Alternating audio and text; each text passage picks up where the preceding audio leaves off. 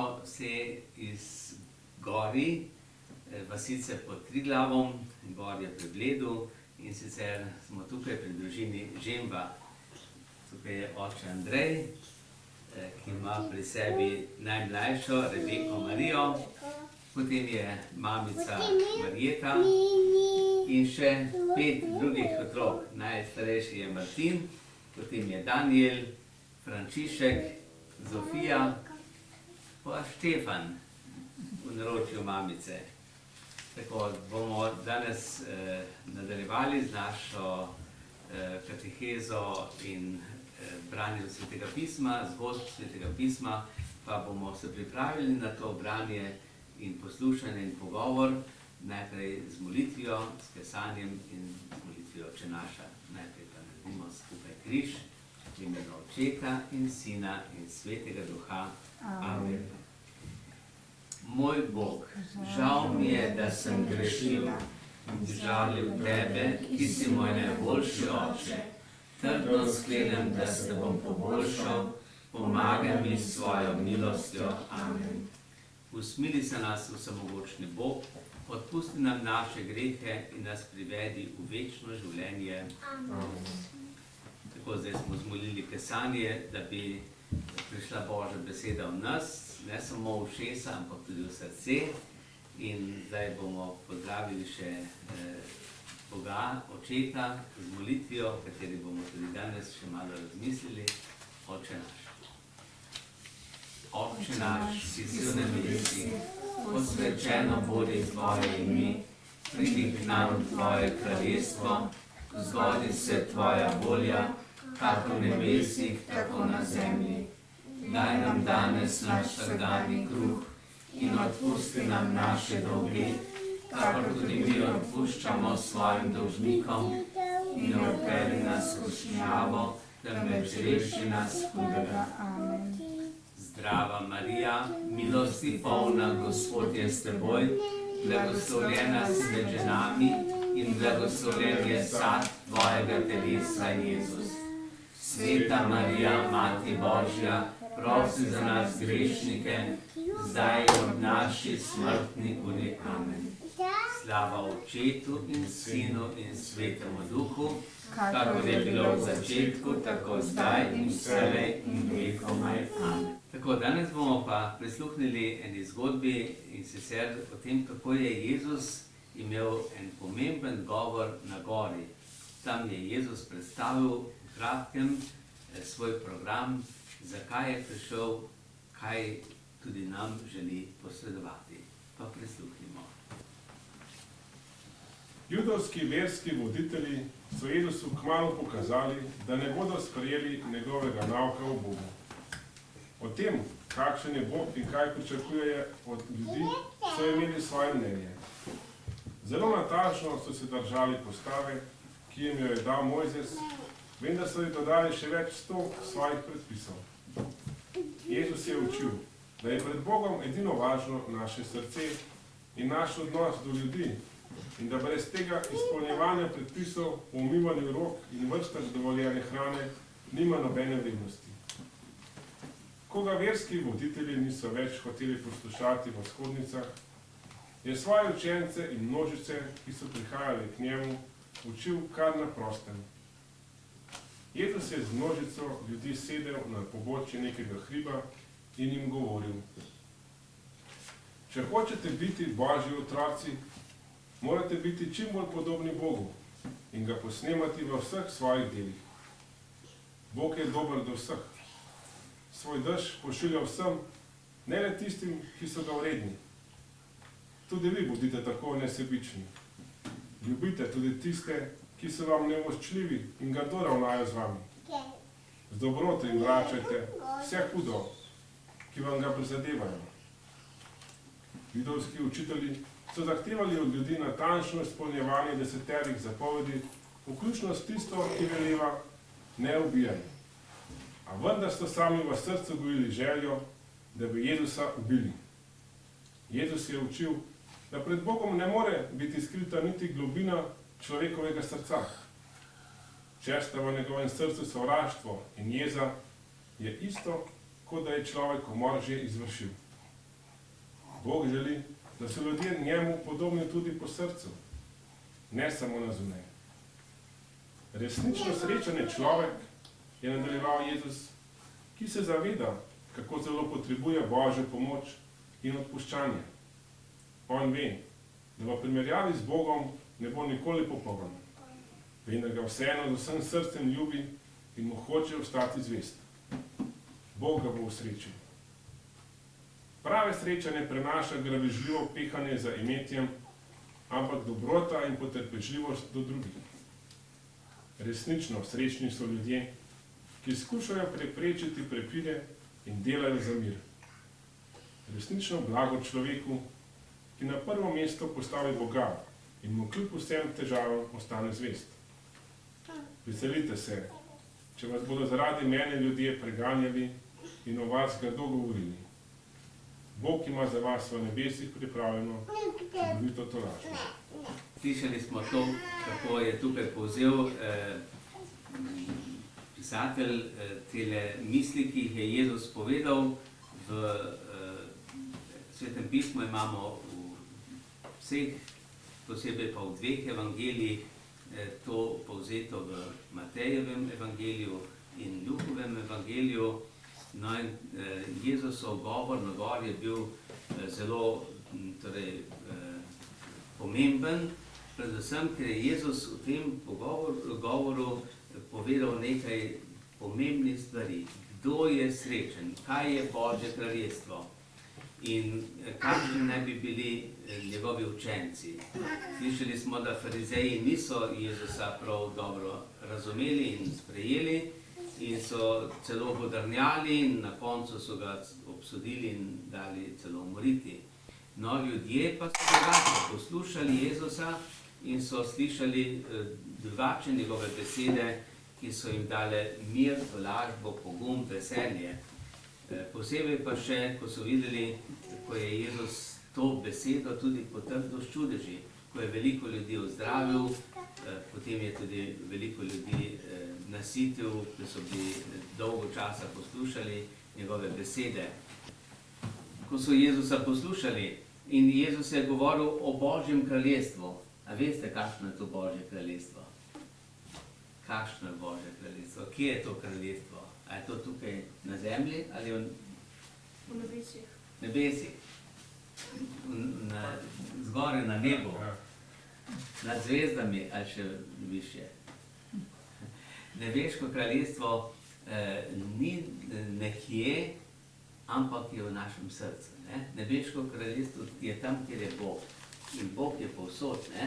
In zato je Jezus hotel povedati s tem, ko je govoril o nebeškem kraljestvu, da to kraljestvo so tudi proroki napovedovali. Janez Krstnik je rekel, Božje kraljestvo se je približalo, Jezus je rekel, Božje kraljestvo je že tukaj, če je Bog v našem srcu, če je Bog z nami. Zato je Jezus govoril, blaženi, blagor vam, srečni tisti, in je celo tukaj navedel 8 takih blagorov. Blagor vam v Bogi, kajti vaše je nebeško kraljestvo. Blagor vam, ki ste zdaj lačni, nasičeni boste. Potem blagor vam, ki zdaj jokate, kajti smejali se boste. Blagor vam, kadar vas bodo ljudje sovražili, izobčili, sramotili, vas zavrgli zaradi mene. Razveselite se tisti dan, veliko je vaše plačilo v nebesih. In tako je Jezus povedal, kdo je srečen. Srečen je tisti, ki ima ponižno srce, blagor ubogim v duhu, blagor žalostnim, ti bodo potolaženi. Tisti, ki so zdaj žalostni, na tem svetu je veliko razlogov in vzrokov, da smo žalostni. Kdaj smo žalostni? Če nas kdo užali, udari, če se ne dobimo, nimamo, pa smo žalostni, ali tudi če so drugi žalostni, pa smo mi z njimi se žalostimo. Ampak Jezus pravi, blagor žalostnim, ti bodo potolaženi, ker bo vsako trpljenje mine, potem pa pride sreča, potem pride pa veselje. Potem pravi, blagor čistemu srcu, ti bodo Boga gledali. samo tisti, ki ima čisto srce, lahko vidi Boga. Že zdaj gledamo Boga lahko v veri in v tem, kar Bog dela v dogodkih v našem življenju. In potem so še druge stvari, ki jih je Jezus tukaj v tem govoru povedal, med drugim tudi pravi, ne ubijaj, ampak če kdo nekoga torej, že žalosti, zmerja, ponižuje, če o njem grdo govori, je že tako, kot bi ga ubil. Je že, ga že duhovno prizadaneš. In Jezus pravi tudi, bodite podobni, vi podobni nebeškemu očetu. A smo mi lahko podobni Bogu? Bog nas je ustvaril po svoji podobi, ne? Ampak v čem smo lahko podobni, Jezus je povedal. Ne potem, da bomo mi nekaj ustvarjali čisto novega kot Bog, ali da bomo vsevedni, vsemogočni, ampak mi smo lahko podobni Bogu, če smo usmiljeni. Usmiljeni. Bodite usmiljeni, je rekel Jezus, kot vaš nebeški oče. No in tako, torej kristjani lahko pokažemo svojo ljubezen, svoje usmiljenje tudi do drugih in odpuščamo. Jezus je v tem govoru še nekaj povedal in sicer je rekel, če te eden udari po enem licu, kaj je treba narediti? Nastavimo še drugega. Nastavi drugega, ne nazaj, ne se maščevati, ampak odpustiti oziroma mu pokazati, da ga imaš rad, da ga razumeš, da ga sprejemaš in ko ti sprejmeš tudi njegov udarec ali trdo besedo, potem bo drugi nehal, bo videl, da nima prav, oziroma da se ne splača, da se ne more z nekom boriti, ki mu odpušča. Zato tudi pregovor pravi, pametni neha najprej, najprej pametni nehajo. Pameten, moder, dober, usmiljen, se ne prepira, se ne krega, se ne pretepa. No? Tako Jezus je torej v tem govoru na gori povedal veliko stvari, če boste imeli čas, pa boste potem še vzeli svetopismo in še mnoge druge stvari lahko prebrali. Med drugim tudi pravi, vi ste luč sveta. Vi ste luč sveta. A ste bili pri krstu? Ja? Zdaj smo imeli teden nazaj krst. En teden nazaj ste imeli krst Rebeke. No in kaj je dobila pri krstu Rebeka? Luč, svečo, krstno svečo, pa belo obleko. No in prav sveča, bela krstna sveča pomeni, da smo mi luč, da smo kristjani luč. Jezus je prava luč in mi, če nosimo v sebi Jezusa, Božjo besedo, Svetega Duha, potem smo tudi mi luč. No in Jezus pravi, vi ste luč. Luč smo takrat, kadar smo dobri, kadar smo podobni Jezusu, kadar je Jezus v našem srcu.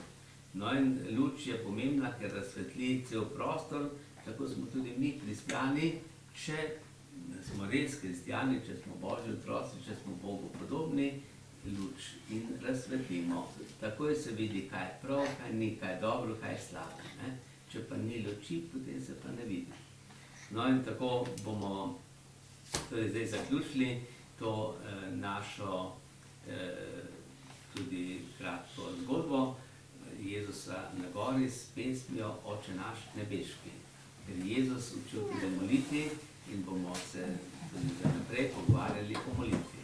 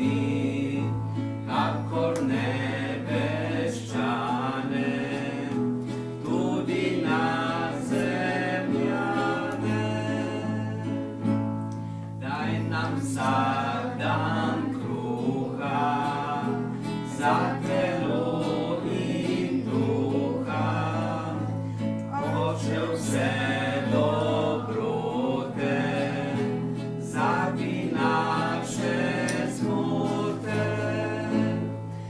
Bratom odpustimo, dobro jim želimo, gasi strasti plamen, zla nas varuj, amen. Bratom odpustimo, dobro jim želimo, gasi strasti plamen, zla nas varuj, amen.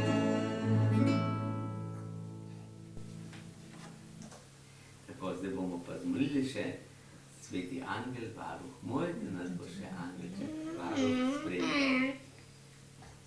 Sveti angel, varuh moj, bodi vedno ti z menoj, stoj mi noč in dan na strani, vsega hudega me brani. Prav prisrčno prosim te, varuj me in vodi me, amen. Gospod z vami, in s svojim duhom. blagoslov vsemogočnega Boga, Očeta, Sina in Svetega Duha naj pride nad vas in naj vedno med vami ostane.